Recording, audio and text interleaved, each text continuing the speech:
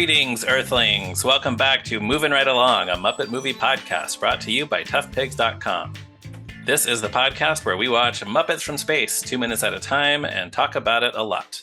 I'm your host, Ryan Rowe. I'm your other host, Anthony Strand.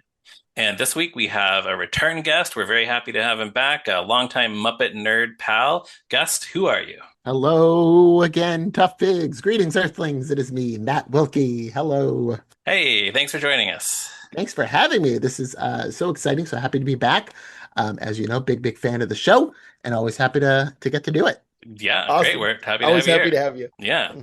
And today we're talking about minutes 9 and 10 of Muppets from Space, in which the kitchen blows up and Gonzo looks at photos. So we pick up here with Robin finishing the word that he started last week. Last week he said, Uncle Kermit, what are you going to do now that you're on So now we find out that he was saying vacation. Vacation. Okay, good. Because I wasn't sure if it was staycation or vacation. Yeah, it could have been staycation. You came in on vacation. Yeah. What are you going to do now that you're doing communication? So the question that's not really answered is, what is Kermit on vacation from? Because it's not clear if this is like, are they doing the Muppet Show and now they're taking a break from it? We don't really know. We do find out later in this clip that Gonzo and the Electric Mayhem at least are performers. Yeah, on a sort of like freelance for hire basis. So Yes. Yeah, it feels like a real Ghostbusters 2 situation. Yeah, that's true, because the Jason Segel movie is really a Ghostbusters 2 situation, right? True. Like they're all scattered to the wind and Fozzie is being Ray and Winston at a birthday party. Like right. Almost literally. Yeah, he has to just find gigs where he can. Yeah, but you're right. Yeah. The Electric Mayhem are playing a bar mitzvah here too. Yeah, we'll get to that. So Kermit says as soon as he gets the house painter started, he's going to kick back and relax. Kermit, by the way, appears to have a pink frosted donut on his plate, which looks pretty good, I gotta say. Breakfast of Champions. Yeah. Have you guys talked? Oh, go ahead. Oh, I was going to say, I'm sure that's just a prop and completely inedible, but I would eat it. Have you guys talked about the title of the newspaper yet? Yes. I think, the Hensonville Observer, is that it? News Observer, yeah. Yeah. So nice. so what we know the city now. What state do you guys think this is in? Ooh. Yeah, It feels a little Pacific Northwest to me. There's a beach that we see later, so it seems like it's on a coast. We just don't know which one. Right. I mean, we know the movie was shot in North Carolina. Right. Okay. So we know the actual filming location was Atlantic Southeast. So it could be on the East Coast, yeah. But I do like the idea that it was shot in North Carolina and it's set in Oregon or something. You know, Could be. I really do enjoy that. Yeah, for all we know. And this is, maybe this is just like the house that the Muppets go stay in when they're not doing a show or shooting a movie, or this is like their summer house. Here's my question about the Hensonville News Observer. This is the house that the Muppets live in. Yes. Does that mean that there's a different house in Hensonville that like the Animal Jam characters live in and the Star Boppers? I hope so. I like that you went straight for Animal Jam and Star Boppers. You didn't say, where do the Fraggles live? Yeah. No. Yeah. Is there a house that the Scrumps have, maybe? The Scrump house? Man, the Scrumps have come up so often this season. We got to keep this going. We got to try to make sure the Scrumps are mentioned in every episode. Mention the Scrumps. Yeah. Rob Schneider, big Scrumps guy. We're going to find out later. Yeah, we'll see. No, I just like the idea that you go to the store in Hensonville and all you can buy is Munchos, SK Meats, chow mein. Yeah, sure. I think, that would be, I don't know what that would be, but it would be something. Pepe asks, Kerman, when will you fix the oven, okay? So actually, I was wondering, did he call him Kerman in Muppets Tonight? Do we know? Or is this the first time? Ooh, I don't know. Because they didn't share that many scenes on Muppets Tonight. Kermit wasn't his boss. Clifford was. Right. I'm remembering when in the Rick Moranis episode, when Seymour and Pepe do their song, and it's, we hope you like our cooking show, so Kermit will not can us. So that, I'm pretty sure he enunciates Kermit. So yeah, this might be the first time. because he's still doing it. He does it all the time. Right, yeah. Which He that I should like he should that, know by now. but He I like should. that aspect of Pepe that he, whether intentionally or not, is mispronouncing. Like he calls Scooter Scooper at Yeah. some point. Yeah, I like that stuff. Was Um, this between seasons or was this after Muppets Tonight was over that this was filmed? this was after. It was, yeah, it was Okay. done. Yeah. But a lot of the I think characters from it are showing up here. Yeah. I think pretty much right after, right? Like I I think it think they must shot have the last been, Yeah. episodes of that in early '98, right? Because yeah. there was like a gap between the two seasons, or maybe they just Okay. aired in '98. I don't know, but Yeah, actually, I'm not sure, but it was not long it was after. not too long. Yeah. Uh, Kermit asks, "What's wrong with the oven?" And then almost before he can finish asking that question, there's an answer. It's an explosion. The oven door goes flying past Bunsen and Beaker, and there's chaos. Everybody's gasping, and I noticed in the shot of the table, the Muppets really know how to do breakfast. There's bagels, croissants, toast, waffles, orange juice. It looks like there's a tiny toaster on the table in front of Bunsen, which I can only assume is what the rats use, maybe to make their toast. And then in front of Beaker, there's something that looks like a sugar bowl, but it has this little kind of cartoon drawing on it that I can't quite make out, but it looks like maybe a chicken riding in a shopping cart. I don't know. If anybody if anybody can get a better look at that, please let me know. But not a Muppet style chicken, but just kind of a cartoon drawing of a chicken.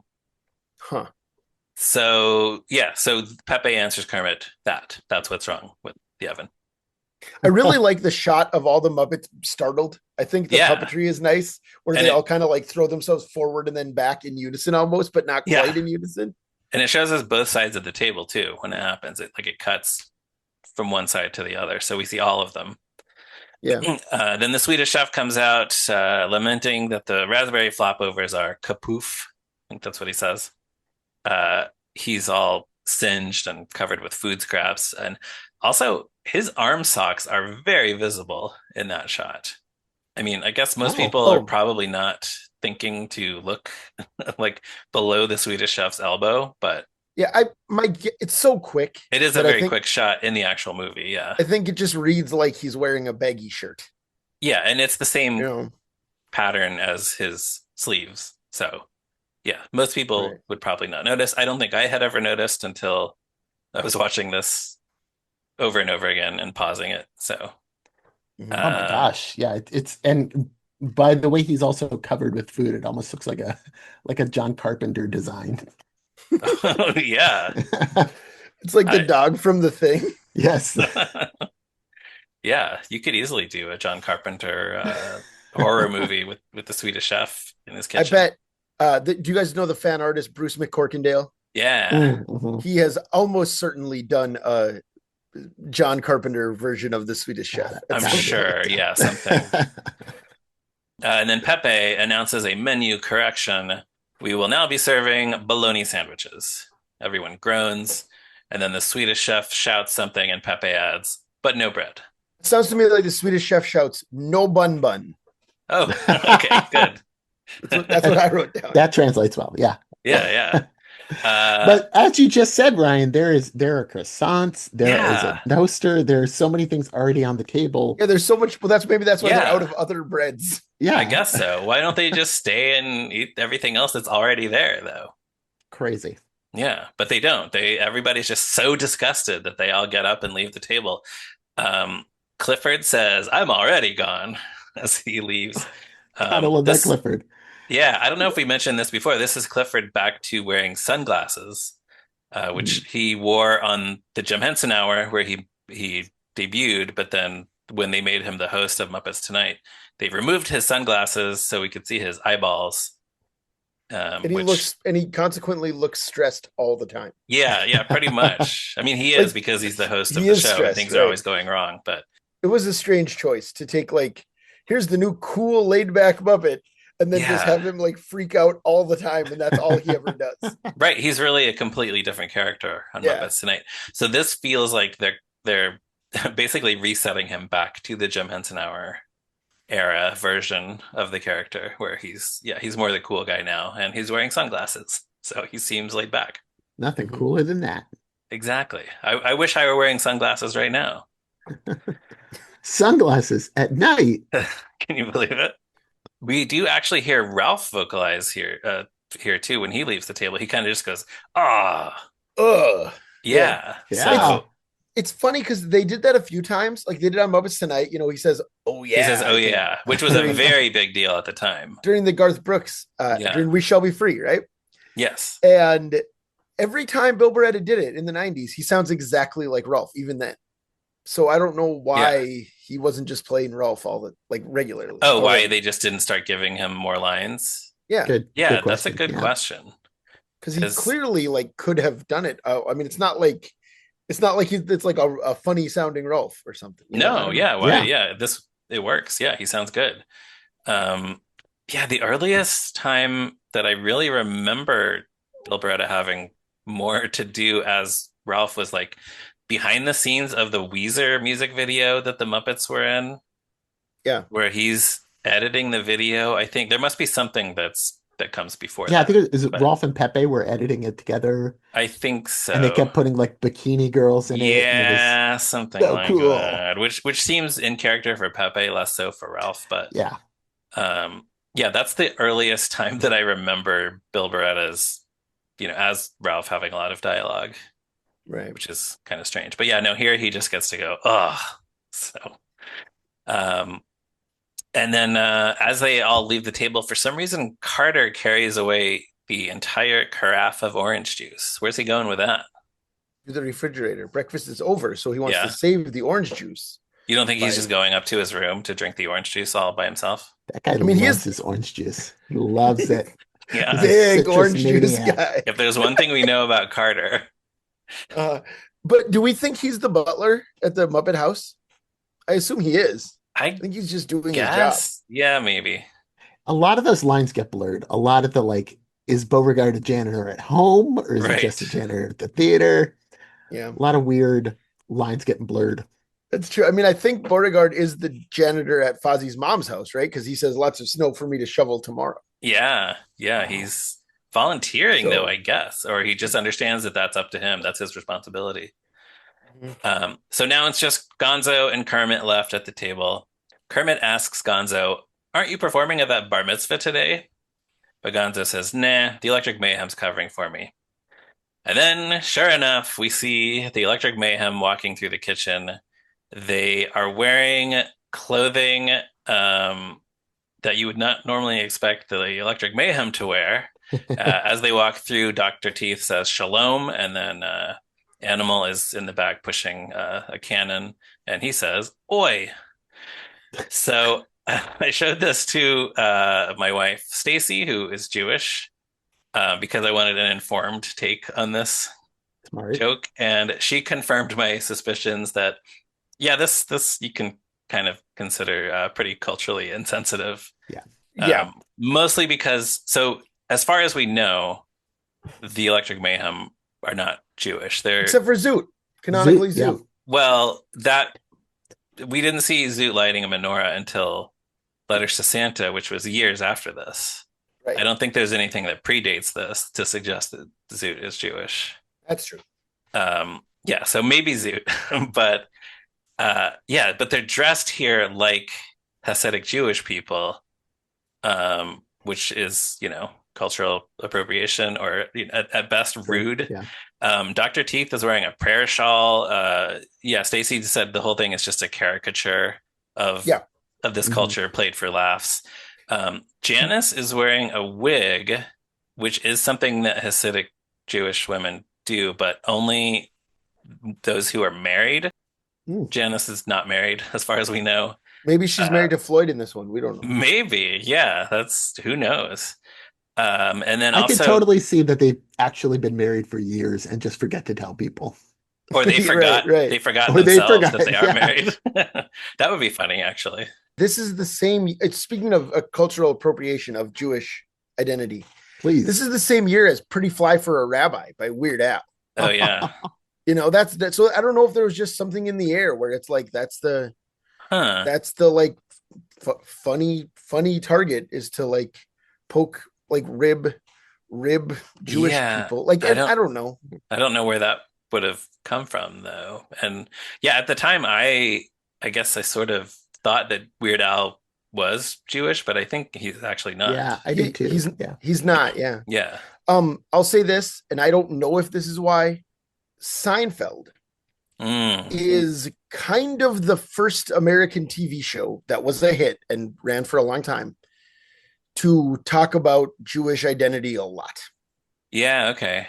And I kind of think maybe that had something to do with it. I don't know. That yeah, you Could might be be. onto something Yeah. there. Yeah. You know, I think a lot of middle America, like Gentile middle America, learned what shiksa meant and what goy Oh, meant and all these things from yeah. Seinfeld, They you had know? never thought about like or even they had never heard of those things Right. before. Yeah. Exactly.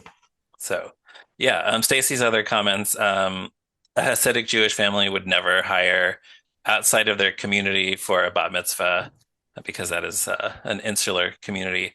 Also, men and women don't sit together at religious services or parties. And Janice wouldn't even be a part of it because men do not listen to women sing. So Mm. that doesn't make sense. And then, oh yeah, her sort of alternative pitch was that it would have been funny enough just to hear them say shalom and oi and leave it at that. Like they could just be dressed the way they're normally dressed, and yeah, Yeah. Hmm. just Sure. to hear them say those words. Right. I do enjoy that they are apparently still doing Gonzo's act because they have a cannon. Right. That's an interesting Like because I feel like they're pushing the canon. I that's didn't think that's about that. that's actually the good joke of the scene. It is, yeah. And it's Animal pushing the cannon, and I assume that of the group, Animal is the most likely to be the one who gets shot out of the cannon, Yeah. unless they take turns. Who knows? But Interesting to yeah. note that in that whatever we're at 90-second span, three, I guess four Jim Henson characters, but three who we normally don't hear from are back to back to back there at this time in the Oh Muppets. yeah. Oh, and actually, I should have written this down. His Is this the first time we hear Bill Beretta as Dr. Teeth? Yeah, I think it I might think it be. might be. Maybe. Yeah. Huh. You know, Yeah. it's funny because all that stuff feels so commonplace now. I Like, know. Now it's Right. just you yeah, know, he's obviously he starred in a streaming show as Dr. Teeth right. that Yeah, ran for 10 episodes, you know. Bill is Yeah, Dr. but Teeth. yeah, We don't think I about remember it. I remember that being a huge deal at the time that anyone was kind of getting like that they were starting to fill in the other Henson characters. And it was that fun game of like, well, who's playing this? Can you tell? Can you not tell? Yeah, yeah. I don't think it was ever, I don't remember ever speculating that it was like pre-recorded replays. There was never that rumor, which was always cool. Oh, like that they might have recycled something that Jim Henson had done, Right, like or archived audio. yeah. Yeah. Yeah, which they do in the 2011 movie, right? They play Menomina over the closing credits, and it's Yes. the Yeah. Oh yeah, actual it's recording. just right. You know, Huh. obviously they're not trying to trick anyone. It's just Right. it's the old Yeah, the old yeah. recording. I think, I mean, first of all, Dr. Teeth probably had never said shalom before, No, I don't think Jim Henson ever said shalom in Dr. Teeth's voice. but also my memory of it, and we were all young, we were all teenage Muppet fans in these The days. coolest of the cool. Yeah, the popular kids. And I remember everybody thought Bobo sounded like Rolf or sounded like Dr. Teeth, Yeah. right? It was always this thing where it's like, well, he can clearly play Rolf or Dr. Teeth because listen to Bobo. And then he did, and it was just like, yeah, that's Bill. It's got to be. Who else would it be? Oh yeah, yeah. Yeah, and I think now which this is something that happens with every Muppet performer, every voice actor, his Bobo and his Ralph have started to sound more and more similar to each other, Yeah. which I guess just it proves the point that like he was always the best pick for that character. So Very true. Right. Well, in Great Santa Claus Switch, Jim plays Art Carney's like dragon sidekick. Lothar? Lothar always sounded like Bobo to me. I could hear Like it's a that. very he has that like yeah, have a good day, Santa delivery, you know. Yeah, yeah, huh, And I remember like even as a kid being like, oh, and when I say a kid, I mean when I got that special in a tape trade in high right. school, thinking it sounded like Bobo then. Yeah. So You mean not when you saw it on TV in 1970? I saw it. Yeah, I went back. If I had a time machine, the first thing I would do would be to go back and watch Great Santa Claus Switch live on television. I believe you. So Kermit says to Gonzo, you never miss a chance to shoot yourself out of a cannon. Something wrong? Gonzo starts to say, nah, but then he rethinks it and says, it's just that I'm sick and tired of being a one-of-a-kind freak, that's all. But Aren't we Kermit, all? yeah, Kermit Classic. protests, Gonzo, you are not a one-of-a-kind freak. Uh, but he can't come up with a way to finish that sentence. So Gonzo does. He says, a whatever? And Kermit says, well, yeah. Gonzo says, you see what I mean? I don't even know where I come from or who I am.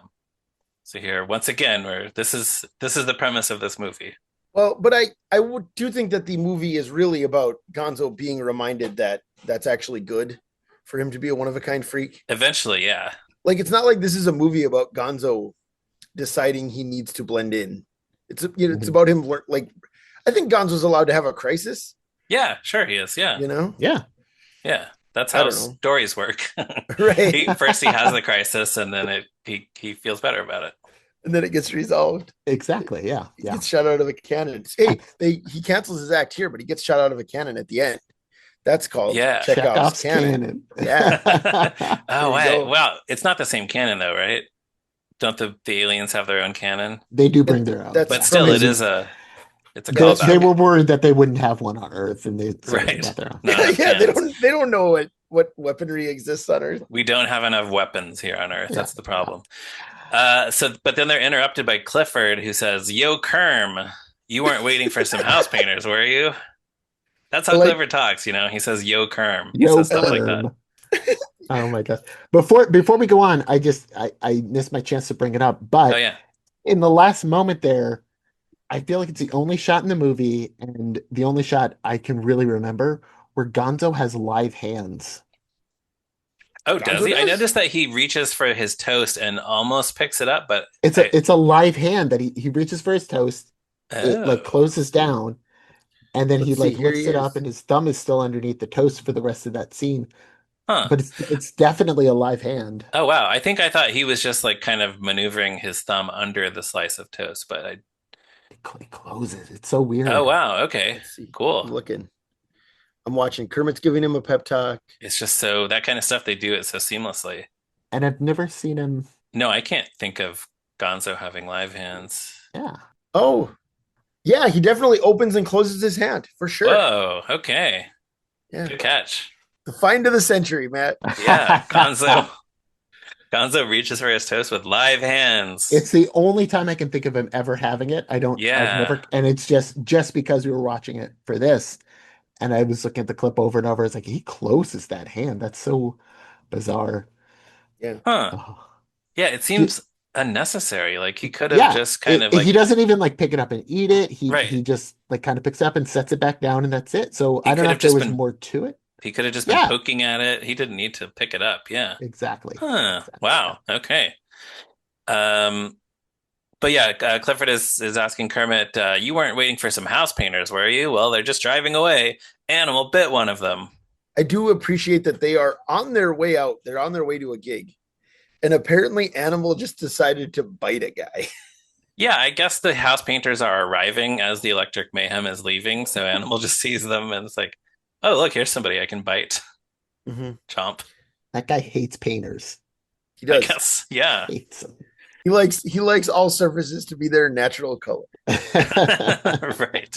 Famous thing about Animal. But as Kermit is running off, he first pauses to turn back to Gonzo and says, you know what you are, Gonzo? Distinct. So that's a new one. He's been a weirdo, a whatever. And it's such a specific word choice. Like it's not unique. It's not Right. different. It's distinct. Distinct. Distinct. It's Yeah. Yeah. nice. Yeah. Yeah. Yeah. Kermit's being very nice to his friend here. Although as he says this, we can see this old lady Muppet in the background in the kitchen out of focus, which I found very distracting going through this, taking She notes, was because I was just trying to figure out what she was doing. cleaning up the popovers. I That's all, guess, yeah, all maybe, over. or just looking around to see if, like, whoa, what? There's no raspberry flopovers. So then, yeah, then as Kermit goes outside, we can hear him shouting from outside, "Hey, wait, guys, he didn't mean it. He's just a musician." And Animal says, "Musician, musician," which is pretty funny. Yeah. Yeah, it's good.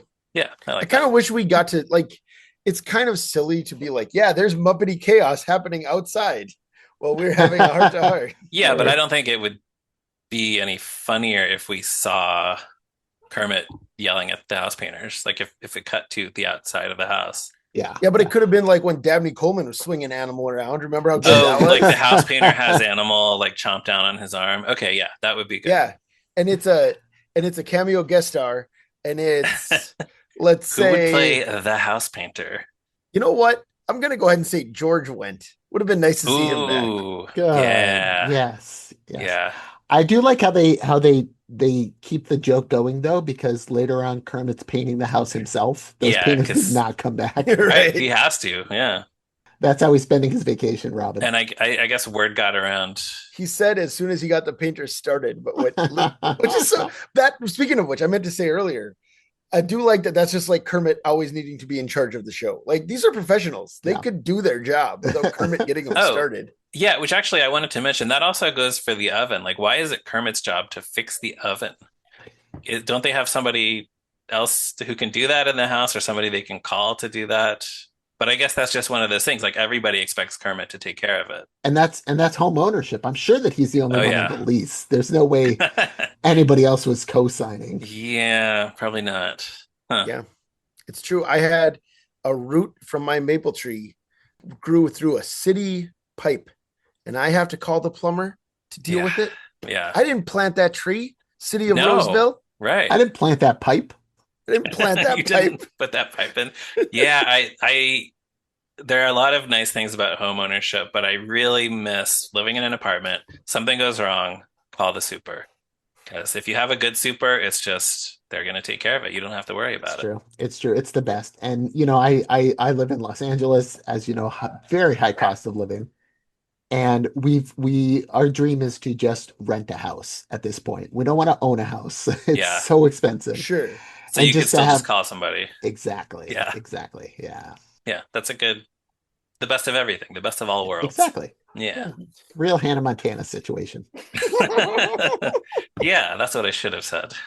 But now Gonzo is all alone in the room, and he looks over at some shelves on this sort of, I guess, is this a hutch in the room? Sure. Yeah. Yeah. Yeah, let's go with Uh, Hutch. Among other things on the shelves, there's a drinking bird. Yeah, I love the drinking bird next to Kermit and Robin. Yeah, have you ever had one of these? I've never owned one. I can I only love these dream. things. Oh, you Did can you own get one? them Yeah. very easily. The first one I ever had, I got as a prize at Dave and Buster's by redeeming my Oh. tickets. Um, I don't I was understand exactly how it works, but basically you put a glass of water in front of it, and then you dip its beak in the water, and it kind of rocks back and forth for a little while, and then eventually on its own, it dips its beak back in the water, and then it just keeps doing that and repeating it for a very long time until it can no longer reach the water. It has something to do with evaporation, and I don't know. I looked on Wikipedia; they described it as a heat engine, but I couldn't quite summarize it simply enough to be concise on the podcast. But they're very cool. Drinking Bird. Look it up. Look up I always videos. they always remind me of the Alien franchise because I feel like every Alien movie or majority of them have a drinking bird somewhere Yeah. in the movie. Oh, I'm sure I've noticed them before, but yeah, that's cool. And then also, I noticed on the shelves there's a what appears to be a first place blue ribbon. Who do you think won that ribbon and for I what? think it was Bob. Bob Sheep. Oh, I hope so. Yeah, I think it was Bob. Yeah, that's nice. I like that. I yeah. like that idea. Best wool, blue ribbon for wool, Best of something like all. that. But then the main thing that we're looking at here are these photos of Muppets with their relatives. Most of which I'm sure, like if we had a Muppet Wiki admin or regular editor with us right now, they could probably identify where all of these photos came from originally. Because Right. like there's one of Kermit with Robin sitting on a chair. I'm pretty sure that's from the cover of some kind of home video release. Well, it didn't. It reminded me of, and it's not this because this was an illustration, but there was a like binder stories by mail Yeah, series Jim called Jim Henson's Henson's bedtime Bedtime stories. Stories. Yeah, Yeah, and the cover of that is a drawing that's this exact image. It's Kermit and right. Oh, Robin sitting on a couch reading a storybook. Yeah, So I don't know if that drawing is based on this original photograph or something, but they're very, very similar. right. Or yeah, which came first? Yeah. Yeah, then there's a picture of Rizzo and 8 other rats having a That is party. that is eight. He has 1,266 other brothers and sisters who are not in oh the my gosh. photograph. Oh my Yeah, gosh. It's only I it's guess. like his MySpace top 8 of brothers and sisters. Yeah, Yeah, his brothers and that's sisters. got to be it. Yeah. Is there anyone immediately recognizable to anybody there? I don't think so. I I, feel like what's the sneezing one from Muppets Take Manhattan? Is it is that is that Chester? Chester? I Oh, feel okay. like Chester is directly to Rizzo's left with the droopy eyes. That sounds right. That looks like, yeah. Oh yeah, that's Chester. I'm sure these Yeah. are rats we've seen Yeah. before. Right. Yeah. They didn't have infinite rat puppets. They probably had 8 other rat puppets. Could be, yeah. Um, then there's Miss Mr. Piggy. Plagman. Mr. Plagman is in there somewhere. Oh, he's got to be one of Ooh. them, yeah, from Muppet Yeah. Treasure Island. Yeah. Hmm. Miss Piggy with Andy and Randy, which I would bet is probably a publicity shot from Muppets Tonight. It looked familiar. Can we talk about the fact that she hates them? Go on. Like, just like the first episode, she's like, I'm not going to be on this show. I'm directing In and Out. Here are my crummy nephews that are idiots that I hate. Yeah, she just dumps them on Clifford to be on the show. Yeah. Yeah. So like, there's like showing all the Muppets with their family, including Miss Piggy's 2 idiots that she wants to avoid. Like, Yeah, but well, so first of all, most people who saw this movie did not know that because nobody watched Muppets Tonight. that's Mm. true. And I don't know, Or it's this still, movie, frankly. well, that's true too. Yeah. So maybe everybody who saw this movie did know that because it I was think just people like us who watch every Muppet thing. that's right. Yeah. All right. And then there's a picture of Fozzie with his ma, which seems like kind of something maybe that they would have done in Muppet Magazine, Mm. like maybe a Mother's Day issue. Well, But I think here's why I think you're right, he's because holding flowers, or she's he's holding holding flowers. he's holding flowers, but they have a note on them that say "Happy Mother's Day, Ma XOXO Fozzie." Oh, so yeah, Like that's there's a note on the flowers that say yeah, it. yeah. I bet that was a Muppet Magazine thing. Great to see her though. Oh Like yeah, I always Love Emily. Love her. always love to see she's the best. Emily Bear. Right. It's too bad she doesn't have any dialogue in this movie. Yeah. Oh, before we move on, can we talk about the fact that on either side of the picture of Piggy with Andy and Randy, there are like these little ceramic watermelons with a Yeah. like a Like diagonal like salt slice. shakers. That's what I was Yeah, thinking. that They makes might be sense. salt and pepper shakers. Yeah, Yeah, that makes sense. little watermelons. They're cute though. I like them. Yeah, yeah. Somebody, I think maybe it was our guest last week, Katie Lynn, who commented on the just kind of like the production design and set dressing in this movie. They really did fill this house with a lot of cool I little love this stuff. house so much. Yeah. It's so well designed. Every like down to the alarm clocks that are all different, Yes. but they all fit each character that are Yeah. smashing them to pieces in the morning. Yes. Very much so. Mhm. But then there's one more framed photo. It's Gonzo. It's not Gonzo with his relatives. It's Gonzo standing alone on a beach at sunset, looking sadly out onto the ocean. Why would they have this on display? Well, and my other question is who took this photo? Because Mhm. somebody was there with Gonzo and I cared think it was enough about Bob. him. Okay. That's fine It's hard to push the button with your with hooves, but with the hooves. Yeah. yeah. Yeah, so just a very sad picture of Gonzo. Maybe Bob won a blue ribbon in a photography contest for We're this taking image. that. He's got a Oh, lot of wow. interests, a lot of Yeah. very Okay. different hobbies that he likes to do. Yeah. Yeah, I'm Mhm. on board with that, sure. Yeah, then there's a very brief cut to Gonzo staring at the photo, but that's where these minutes end.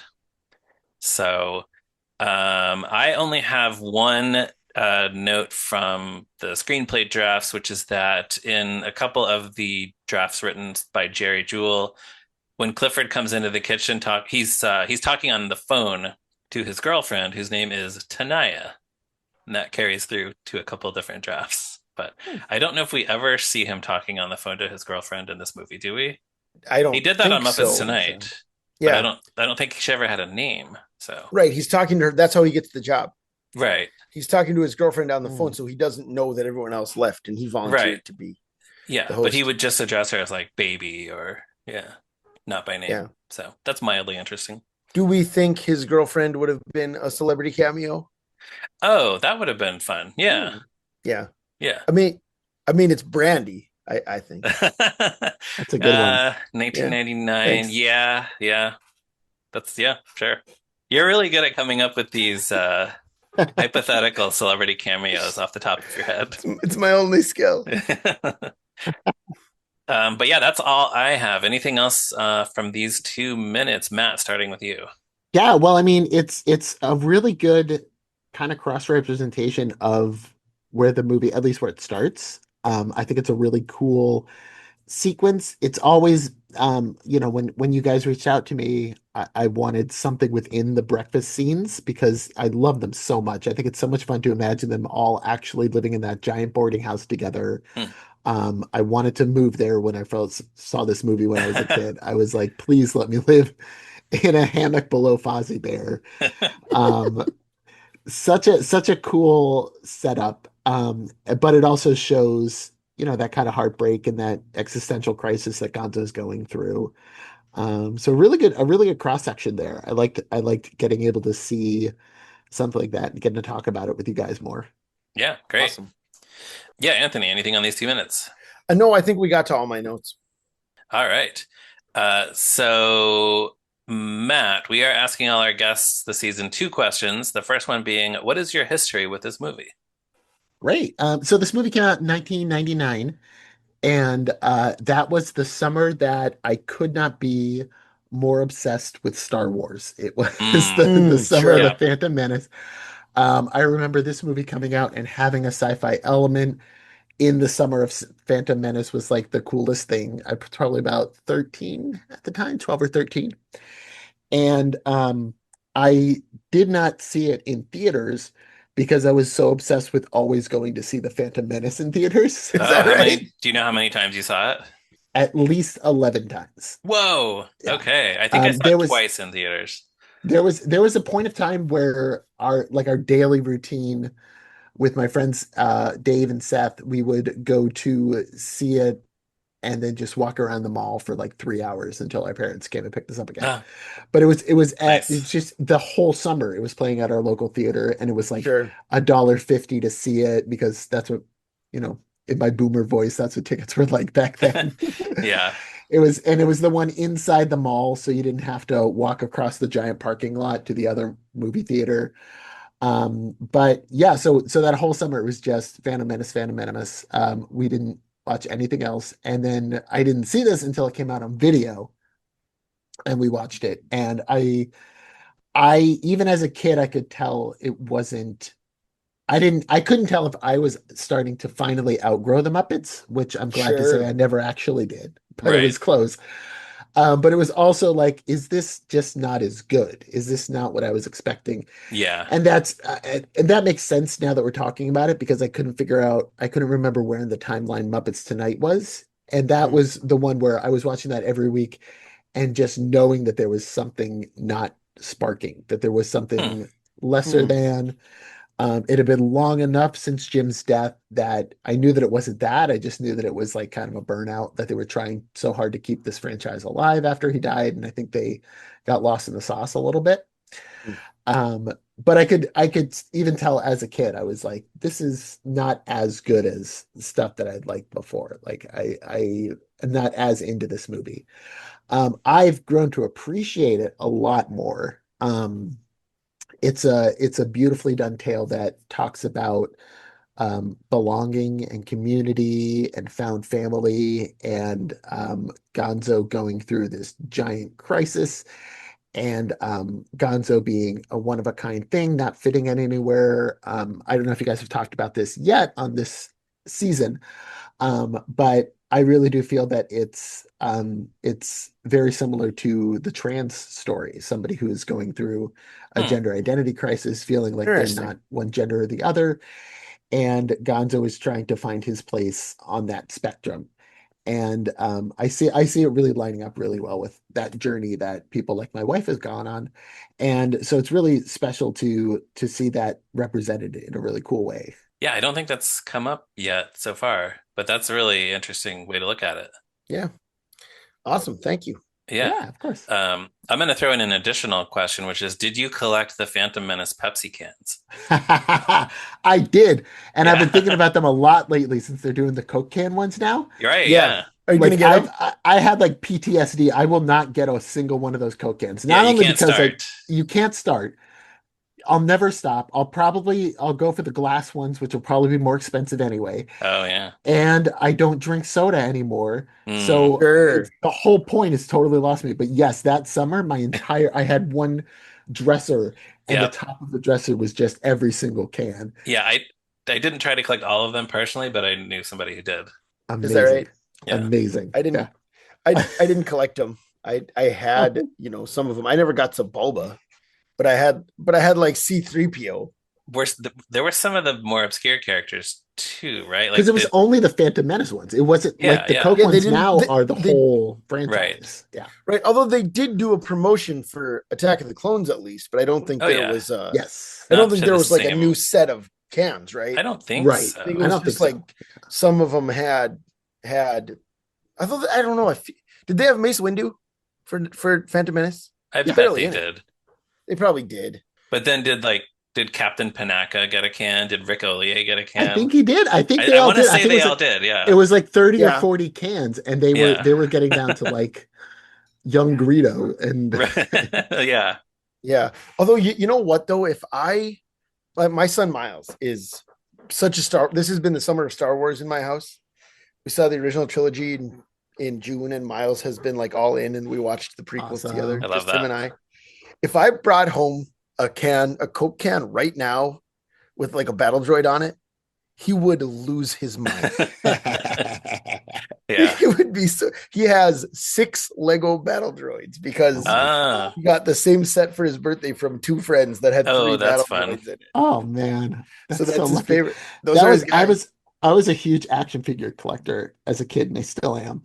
And it's terrible. It's a terrible addiction. But I could convince my parents to get me a toy sometimes, but I could never get them to like get me multiple stormtroopers Yeah, because they're like, you that's already a have tough a sell. stormtrooper. Yeah.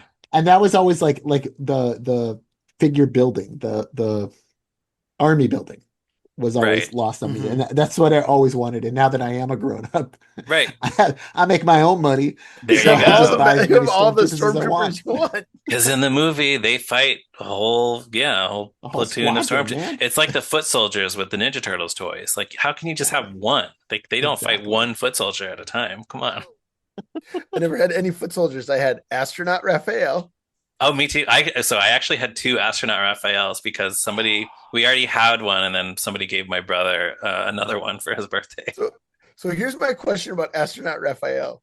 Were there other like there must be 3 other turtles who are other Yes. things. Okay. I don't This even is know what they such a are. weird coincidence because I was just thinking about this last night and I meant to look it up, but this was part of a set. So they had already released all four turtles. Everybody already owned all four turtles. So then they started putting them in costumes. And I think that was the Yep. first round where it was Raphael as an astronaut. Michelangelo was a surfer dude. So he was wearing like a Right. wetsuit and he had a surfboard. He had Leonardo flippers. was, He has flippers on his feet, right? yes, I do remember exactly. that. Yeah. Yes. Leonardo was a samurai, but I could Mm. not remember what Donatello was. Was it a cowboy? Oh, was it a cowboy? That would kind of make sense. Like that would be the what else? What else is there? But What else is there? right? But now I gotta. Let's see. Okay, we're Oh, gonna okay. We're all Oh doing man, look this up. astronaut Raphael. I'm I'm looking so at glad him. this came up again though I because I want this was toy. What? I love astronaut It Raphael. I looks so. love Oh, him they made so an much. updated one with the Mutant Mayhem, Oh, Huh. what? like an Brand new? homage. Oh, look at him. I'm Oh, I getting want him that. so bad. You can get him. There's literally a picture of the three of them and not Donatello that I'm finding. So, What? what was his deal? Raph the Space Cadet. Basketball Donnie? Oh, oh, that sounds familiar. And then there was, oh, wait, this is separate, but there was Ah, also like a monsters one. Oh, yep. oh, there were so many. Yeah. There's because one of them's a werewolf. I don't remember which one. One of Right. them's a werewolf, right? It's Like like I'm that kind of just stuff. scrolling through the list. Giant Mhm. movie star Don. Some of these don't Oh, make sense. the movie star figures are the ones from the 1990 movie, like Yeah, based on that. they had like a rubbery Mm. texture. But Yeah. no, basketball player sounds right to me. There's also, because it was before the movie, there's also like Donnie in disguise, which they all ended up doing Right. at some point with the trench coat and the fedora. Oh, yeah, Mm-hmm. maybe that was it. Maybe that was like the Oh, I official, think yeah, so. Then I think maybe there was a separate line where they were all playing all in sports. disguise. Okay, yeah. But Oh, sport. Yeah, there's a so sports is it one. called Donnie in Disguise? Yeah, Don Maybe. the undercover turtle. Yeah, this That's looks it. like That's it. That's this the looks one. Okay. right. Okay. Yeah, I've And he definitely had like a my big Groucho Marx accessory. Ah, yeah, he okay. sure Yeah. did. Yeah, Phew. Yeah. He's Donatello, the undercover turtle, and he likes his retro mutagen ooze shaken, not stirred. That's Sure, Donnie. that doesn't even make sense. no, it doesn't. Oh, but then actually on the package he's saying, "I like my pizza shaken, not stirred." Which makes even less sense. Yeah. Uh, okay. Turtle power indeed. I don't know where I'm gonna cut back to this, but the point is we figured it out that the Donatello figure from that line was Don the undercover turtle. He has a trench coat, a hat, and various disguises. Yeah, And yes, great. thanks for going on this What a journey with guy. me. What a Yeah. guy. Mystery solved. So the third question, Matt, and maybe we've already gotten a hint to the answer is what is your favorite sci-fi movie or TV show? Yeah, so I've got a lot. I love sci-fi stuff. I love Blade Runner. I'm Ooh, a good one. huge fan of The Prisoner. I think that's one of the best shows Mm, ever made. Awesome. I love David Lynch stuff. So even though it's a little on um, different side, I feel like Twin Peaks kind of fits as sci-fi, and I it's love. yeah in that realm, I I think. totally thought you were going to say Dune. Oh, I was like, bold choice. Doing sci-fi, really? No. Um, so that's it. But I mean, it's got to be Star Wars. It's got to be sure. Star Sure. Wars for me. It's always been two of my greatest loves are Muppets and Star Wars. I love when they cross over.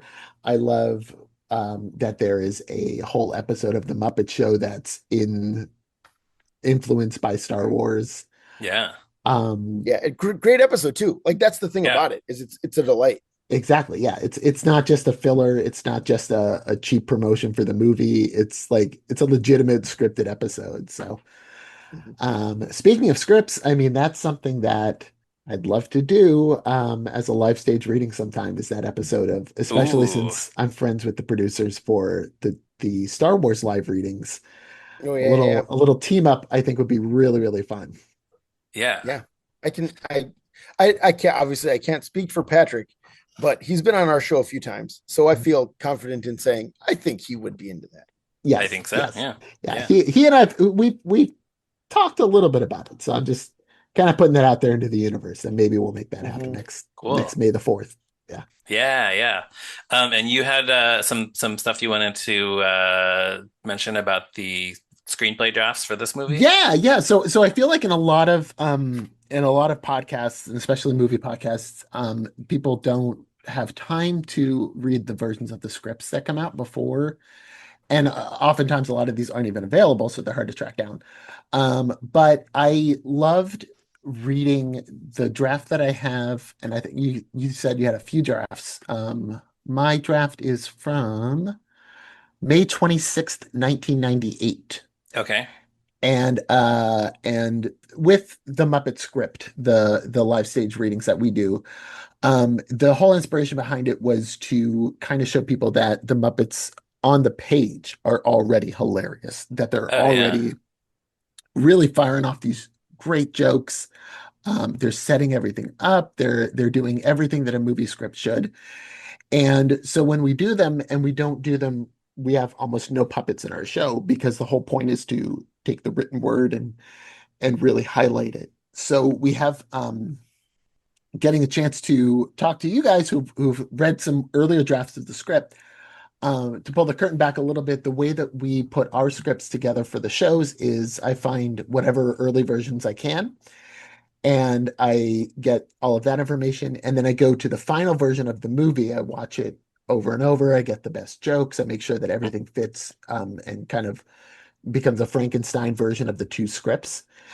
But this is one that I didn't even know how many versions there are. And there's this one, there's the Kirk Thatcher Muppets in Space, there's um this version that I have that has their neighbors Bob and what is it, Bob and Carol? Bob and Catherine?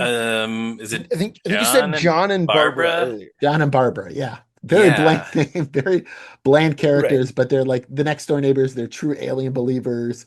They really push everything forward on the script, and they're completely gone in like two or three drafts. Yeah.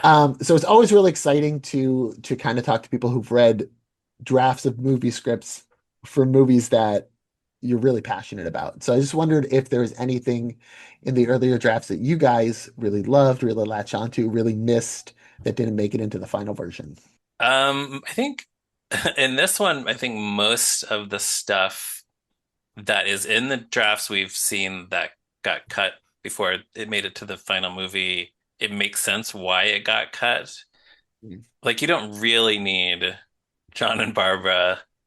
Everything happens and it makes sense in the final Right. movie. What we've heard, like Joey Mazzarino in interviews has talked about how when he did his rewrite of the script, he added more like sci-fi pop culture parodies, which, Ooh, that's kind of his thing when he did a lot of that when he was a writer on Sesame Street. right, So I guess I would like to know more about that. Like what were those parodies? There are a few that are still in the movie, right. but from what he said, it sounded like once Tim Hill came on board as the director, it was Tim Hill's choice to kind of eliminate most of those parodies and make it a little bit more, well, I want to say earthbound, but like a little more grounded than the version that Joey Mastrino wrote. So Right, right. yeah, that's not really an answer to your question, but it's more like I would be curious to know or to see the version that had more of those still Right, intact. yeah. Yeah. And I intentionally did not read the scripts because I wanted to react to what Ryan says about them in the episodes. Oh, smart, smart. Yeah. So Yeah. I think I probably will after we're done, but Yeah. Did this movie of the ones you've covered so far, did this have the most drafts or different versions, do you think? it's sure the only one we've gotten multiple of. Yeah, Okay. yeah, that's true. Okay. Yeah, the two literary adaptations we didn't. Well, no, you did, right? I For did have a Treasure draft of Island, Treasure Island, yeah. but Hmm. not Christmas Carol. Yeah, right, right. Christmas Carol is one that uh, that script I can't find online anywhere in any Right. kind of version. But what's really cool about living in Los Angeles is we have a lot of different resources for things that you are much harder to track down. So if you're in the Los Angeles area, if you're ever curious about reading scripts, if that's something that you're into, the Academy Museum, which is like when you hear the Academy Awards, that's the same Mhm. Academy. They have a museum here, which is great. There's a lot of cool screenings, a lot of really great exhibits. And they also, at a nearby location, have their own library, which Mm. has promotional materials for movies going back to like the 20s and 30s. It's got scripts for like every movie you can think of. So if you're ever looking for the Muppet ones, which are hard to track down sometimes, and you're in the area, if you're coming here on vacation, highly recommend checking out the Academy Library. Oh wow. Yeah, I definitely want to go to that museum on my next trip to It's LA. really cool. So Yeah. yeah, maybe I'll have to put in a visit to the library too. Yeah, I would love to That sounds cool. Yeah. someday. Someday. Anthony, I know you're a giant anti-lobbyist for libraries, so sorry to put that Yeah, Anthony hates libraries of all yeah, kinds. classic me. Yep, classic library hater, Anthony yep. Strand. Wow. Okay, then with that, we can start to wrap things up for this week. Matt, thank you again for joining us. This has been a lot of fun. Thank you so much for having me.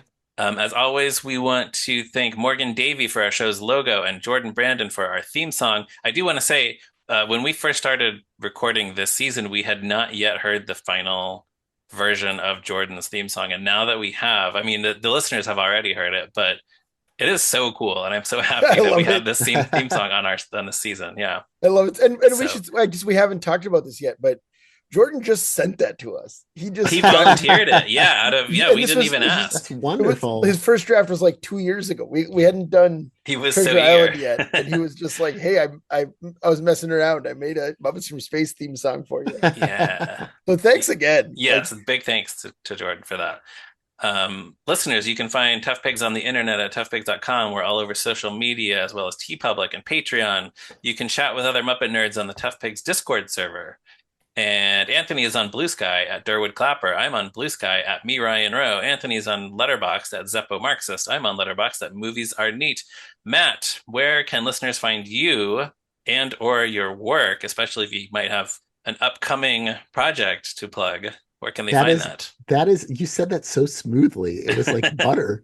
Um, I am also on Blue Sky, that Matt Wilkie. Oh no, I'm sorry. Blue Sky is Wilkie dot Blue Sky B Sky dot.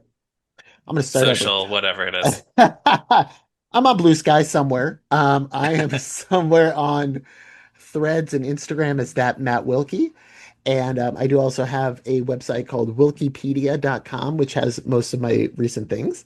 Nice. Our next Muppet Script show is going to be on October 24th. We are presenting the Muppets Take Script Hatton, and it's going to be coming to you live in not Manhattan, but Brooklyn, the Bell House in Brooklyn. In-person tickets are sold out, but by the time this episode comes out, we should have our live stream tickets up and available. That is through Veeps, and we're very appreciative of that partnership. I'll make sure that you guys have the link for that before we go live Yes. here, so you can put it in the show notes. Yeah, that's our next show. It's going to be really exciting. We've got a lot of returning favorites like Paul F. Tompkins, Mark Evan Jackson, Nina West. Actually, in case we didn't say exactly what these readings are that you've been doing, it's a bunch of very talented, very funny people that you assemble to read Muppet movie scripts live in front of an audience, and it's Yeah, incredibly I guess entertaining. I took for granted who the listening audience would be, but if you, I think most people do know what we're talking about, but just in I case. yes, and I humble myself by saying if you don't know, check it out. It's really, really fun. You can go to dynasty.tv to see our presentations of the Muppet movie and the Great Muppet Caper. We have a lot of really fun live music. We have a really lot of really cool guest stars who put their whole hearts into these shows. And every show we do benefits a charitable organization. So we've sponsored in the past Give Directly for California wildfire relief. Mm. We've sponsored raised funds for the Trans Latina Coalition. And for this show, we'll be raising funds for Broadway Cares / Equity Fights AIDS. And I think it's really cool that we're doing this show there for that charity as well, especially because of, in a weird way, it's almost in my head become a tribute to Richard Hunt to be doing this show, Oh, sure. because we lost him to the disease of AIDS, and what a great performer he was, and a big loss. So it's really special. These all become really, really special events to put on. And if you've never seen them, please check them out because they're just so much fun. They're so great. Yeah, they really are. So, they're so fun. I love yeah, them. good stuff. So everybody should look for that. And listeners, please make sure you tell everyone at the breakfast table to listen to this podcast and join us again next week for another episode of Moving Right Along. See you then.